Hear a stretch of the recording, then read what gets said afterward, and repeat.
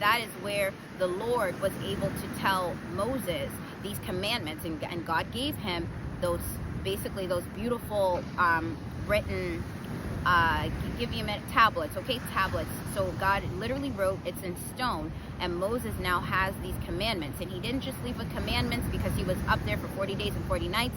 He also got statutes, he got laws, he got judgments, and he came back, and it was to tell the children of Israel now how they were going to live. Okay, so they also had priests. Priests were from the brother, okay, of what we have is beautiful Moses. His brother is Aaron. So that whole priesthood came from Aaron, okay? And so what's amazing is now we're going to see that there's going to be a switch between who had the job, okay, of receiving God's offerings, okay? Because we see that through Eli, he is doing lascivious things with God's offering, and it's making God's children transgress, okay? Because they're not only, God's children of Israel are not only transgressing because they're seeing the offering is being stolen from them, and now, you know, what they're bringing to the Lord, parts of it is being kept back for Eli, okay, the priest, and for his family, his two sons. But at the same time, another transgression is happening, which is Phinehas, right? That's the second son, and Hophni, Eli's two sons, are sleeping, okay, with the children of Israel. So now also these two sons of Belial is now even, it's transgression, but guys, I even found out what sex is even deeper than what we probably comprehended. They are now bringing curses on their own people, okay, cursing these women, cursing their families through this type of sexual activity, okay, because they're not married.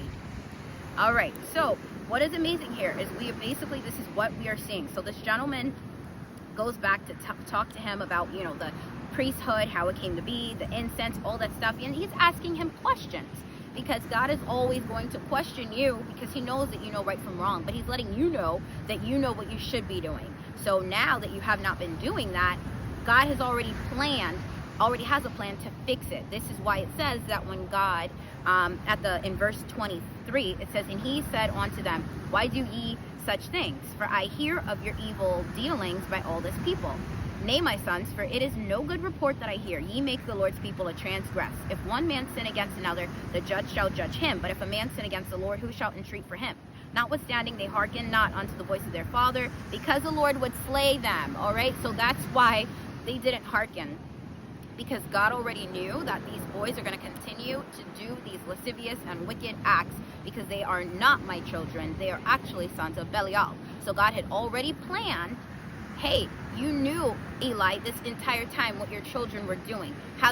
Now my people are hating the time once a year to come up here and to make sacrifice to me because of you. On top of that, your sons are now laying with these women, okay, making them to transgress, bringing a curse upon them. Okay, a spiritual curse, a physical curse. So what is amazing is God had already made a plan. And so we see that this gentleman, this prophet, is coming to Eli to let him know what is about to happen. All right, so I'm excited for us to get to chapter 3, because we're definitely going to see now how God is removing Eli from his priesthood, and we're going to see who God is going to give it to. All right, so come back.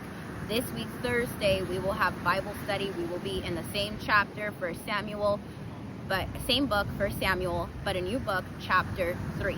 All right? And let me just look to see if there's anything else that I should speak about or anything I forgot.